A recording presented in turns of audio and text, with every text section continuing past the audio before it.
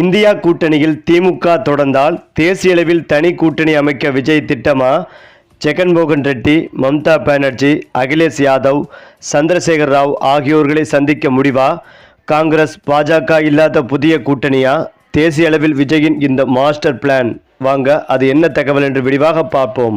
அதாவது தேசிய அரசியல் களத்தில் தமிழக முதல்வர் விஜய் மேற்கொள்ள திட்டமிட்டுள்ளதாக கூறப்படும் புதிய கூட்டணி வியூகங்கள் இந்திய அரசியலில் பெரும் புயலை கிளப்பி உள்ளன.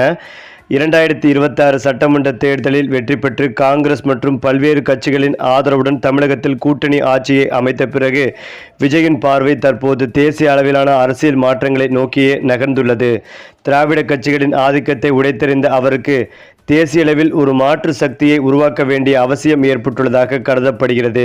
இதன் ஒரு பகுதியாக மாநில கட்சிகளை ஒருங்கிணைத்து பாஜக மற்றும் காங்கிரஸ் சாராத ஒரு புதிய அணியை உருவாக்க அவர் திட்டமிட்டுள்ளதாக தகவல்கள் தெரிவிக்கின்றன.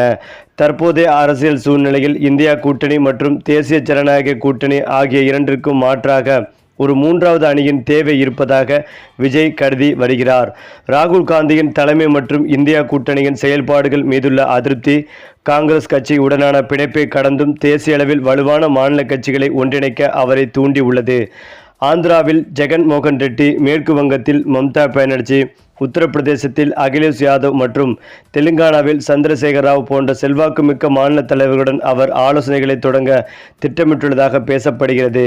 விஜயின் இந்த மாஸ் திட்டம் வெறும் தேர்தல் கூட்டணி மட்டுமில்லாமல் கூட்டாட்சி தத்துவத்தை வலியுறுத்தும் மாநில உரிமைகளுக்கான ஒரு கூட்டணியாக இருக்க வேண்டும் என்பதில் அவர் உறுதியாக உள்ளார். கேரளாவில் இடதுசாரிகளுடனான தனது இணக்கமான உறவை பயன்படுத்தி அந்த மாநில அரசியலிலும் தனது செல்வாக்கை செலுத்த அவர் திட்டமிட்டுள்ளார். அதேபோல பிற மாநிலங்களில் உள்ள வலுவான பிராந்திய தலைவர்களை ஒன்றிணைப்பதன் மூலம் டெல்லியில் ஒரு மாற்று அரசியல் சக்தியை உருவாக்க முடியும் என்று அவர் நம்பி வருகிறார்.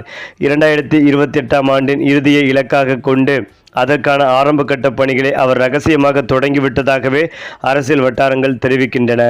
எதிர்காலத்தில் வரவிருக்கும் தேர்தல்களில் மாநிலங்களின் குரல்களை தேசிய அளவில் வலுவாக ஒலிக்கச் செய்வதே இந்த புதிய கூட்டணியின் முக்கிய நோக்கமாக இருக்கும். தமிழகத்தில் நிர்வாக ரீதியாக அவர் காட்டி வரும் வேகம் தேசிய அளவிலும் ஒரு முன்மாதிரியாக அமையும் என்று அவர் கருதி வருகிறார்.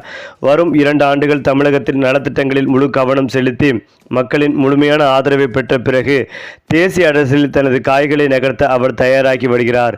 இது பாரம்பரியமான அரசியல் கட்சிகளுக்கு பெரும் சவாலாக அமையும் என்பதில் சந்தேகமே இல்லை. விஜயின் இந்த மாஸ்டர் பிளான் தேசிய அளவில் ஈடுபடுமா என்ற கேள்வி அரசியல் விமர்சகரிடையே எழுந்துள்ளது.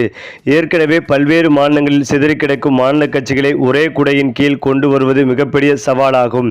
இருந்தாலும் திராவிட கட்சிகளின் கோட்டையை தகர்த்தது போல தேசிய அரசியலிலும் தனது தனித்துவமான வியூகங்கள் மூலம் மாற்றத்தை ஏற்படுத்த முடியும் என்ற அசைக்க முடியாத நம்பிக்கையில் அவர் உள்ளார். கூட்டணி அரசியலில் புதிய பரிணாமத்தை அறிமுகப்படுத்த அவர் எடுக்கும் இந்த முயற்சிகள் இந்திய அரசியலின் போக்கையே மாற்றியமைக்கலாம் என்று எதிர்பார்க்கப்பட்டும் வருகிறது. எது எப்படி இருந்தாலும் தமிழக முதல்வர் என்ற முறையில் அவர் பெரும் வெற்றி, மக்கள் மற்றும் ஆதரவு தேசிய அரசியல் களம் அவரை ஒரு முக்கியமான தலைவராக பார்க்க தூண்டி உள்ளது. பாஜக மற்றும் காங்கிரஸ் ஆகிய இரு துருவ அரசியலுக்கு அப்பாற்பட்டு ஒரு வலுவான மாற்றத்தை உருவாக்குவது சாதாரண காரியம் அல்ல.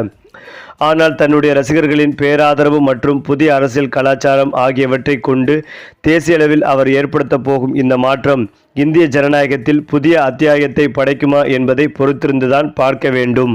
குறிப்பாக எதிர்க்கட்சிகள் எல்லாம் கூட்டணி தொகுதி பங்கீடினும் பல தில்லாலங்கடி வேலைகளை பண்ணினியும் ஜெயிக்க முடியாமல் முழிக்கும் போது விஜய் மட்டும் எப்படி ஜெயிச்சாரு?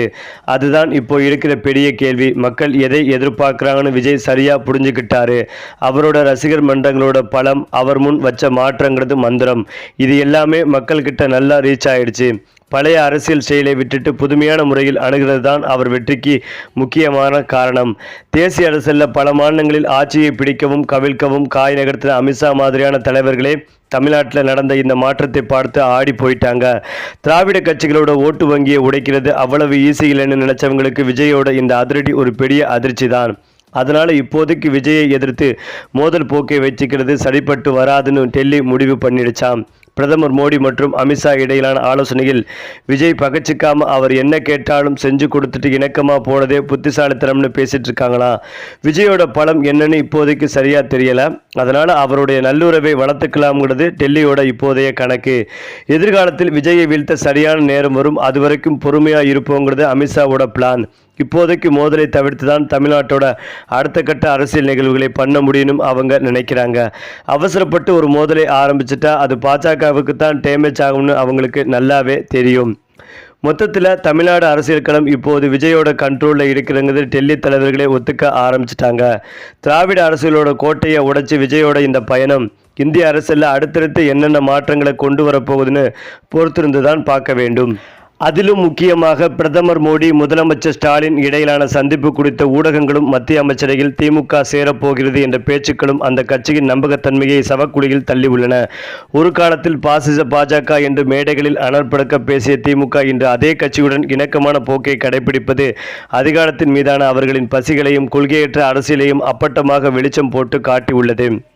கடந்த ஏப்ரல் மாதம் வரை தொகுதி மறுவடை மசோதாவை கருப்பு சட்டம் என்று எதிர்த்து அதன் நகல்களை தீயிட்டு கொளுத்திய திமுக இன்று அந்த மசோதாவை ஆதரிக்க தயாராக இருப்பதாக கூறப்படுவது அந்த கட்சியின் இரட்டை வேடத்திற்கு சிறந்த சான்றாகும். தன்னுடைய அரசியல் இருப்பை தக்க வைக்க மாநில உரிமைகளை பணயம் வைத்து மத்திய அரசுடன் திரைமறைவு பேச்சுவார்த்தையில் ஈடுபடுவது திமுக தொண்டர்களையே அதிர்ச்சியில் ஆழ்த்தியுள்ளது. ஆட்சி அதிகாரத்தை இந்த சூழலில் மத்தியில் ஒரு அமைச்சர் பதவியை பெற்றுக்கொண்டு மீண்டும் அரசியலில் தலை தூக்க துடிக்கும் திமுகவின் செயல் அந்த கட்சியின் வரலாற்றில் மற்றொரு கருப்பு அத்தியாயமாக பார்க்கப்பட்டும் வருகிறது. இத்தனை காலம் திமுகவை நம்பி கொள்கை ரீதியாக அவர்களோடு பயணித்த இடதுசாரிகள், விசிக மற்றும் முஸ்லீம் லீக் போன்ற கூட்டணி கட்சிகள் இன்று திமுகவின் இன்று சந்தர்ப்பவாத அரசியலால் கடும் துரோகத்திற்கு உள்ளாக்கப்பட்டன. இந்தியா கூட்டணியில் ஒரு அங்கமாக இருந்து கொண்டே அந்த கட்சியின் செயல்பாடுகளுக்கு எதிராக திரும்பி நாடாளுமன்றத்தில் தனி இருக்கை கேட்டு போராடும் திமுகவின் செயல் எதிர்க்கட்சிகளின் ஒற்றுமையை சிதைத்துள்ளது. தாங்கள் ஆதரித்த கொள்கைகள் யாவும் வெறும் தேர்தல் கணக்கீடுகள் மட்டுமே என்பதை திமுக நிரூபித்து விட்டது. இது கூட்டணி கட்சிகளை நிற்கதியாக நிறுத்தியுள்ளது. மத்திய அமைச்சரவையில் 5 இடங்கள் திமுகவிற்கு தயாராக இருப்பதாக பரவும் தகவல்கள் அந்த கட்சி பாஜகவுடன் கூட்டணி வைக்க தயாராகிவிட்டதையே உணர்த்துகின்றன. பதவி சுகத்திற்காக தத்துவ போர்களை தவிடுபொடியாக்கிவிட்டு மதவாத சக்திகளுடன் கைகோர்க்க தயங்காத திமுகவின் போக்கு சமூக நீதி என்ற பெயரில் அந்த கட்சி நடத்தி வந்த நாடகத்தின் திரை கிழித்துள்ளதையே காட்டுகிறது. பாசிசம் இன்று பாயசமாகிவிட்டதா என்று மக்கள் கேள்வி கேட்க தொடங்கி விட்டனர். திமுகவின் தார்மீக சரிவை உறுதிப்படுத்தி உள்ளது. 2029ஆம் ஆண்டு பொது தேர்தலில் மோடியின் பிரதிநிதித்துவத்தை ஆதரிக்கும் நிலைக்கு திமுக தள்ளப்படுமா என்ற கேள்வி தமிழகத்தின் அரசியல் களத்தில் மிகப்பெரிய அதிர்வை ஏற்படுத்தி உள்ளது. ஸ்டாலினும் உதயநிதியும் மோடிக்காக பிரச்சாரம் செய்யும் நாள் வெகு தூரத்தில் இல்லை என்று விமர்சகர்கள் கேள்வி செய்வதை திமுகவின் இன்றைய மென்மையான போக்கு உறுதிப்படுத்தியுள்ளது. கொள்கைக்காக வாழ்ந்த திராவிட இயக்கம் இன்று அதிகாரத்திற்காக கொள்கையை அடகு வைக்கும் நிலைக்கு தள்ளப்பட்டிருப்பது தமிழக அரசில் ஒரு பெரிய வெற்றிடத்தையே உருவாக்கி வருகிறது. இந்த நிலையில்தான் திமுக பாஜக கூட்டணி சேர முடிவெடுத்துள்ளதால் முதலமைச்சர் விஜய் அவர்கள் தேசிய அளவில் கவனம் செலுத்த முடிவெடுத்துள்ளதாகவும் இதற்கான ஆலோசனை கூட்டம் விரைவில் நடைபெறவுள்ளதாகவும் தற்போது தகவல்கள் வெளிவந்து கொண்டிருக்கிறது. அநேகமாக தேசிய அளவில் 3வது பெரிய சக்தியை உருவாக்குவதற்காக விஜய் தீவிர ஆலோசனையில் ஈடுபட உள்ளதாகவும் தற்போது தகவல்கள் வெளிவந்து ஒட்டுமொத்த இந்திய அரசியலையே அதிர வைத்து வருகிறது.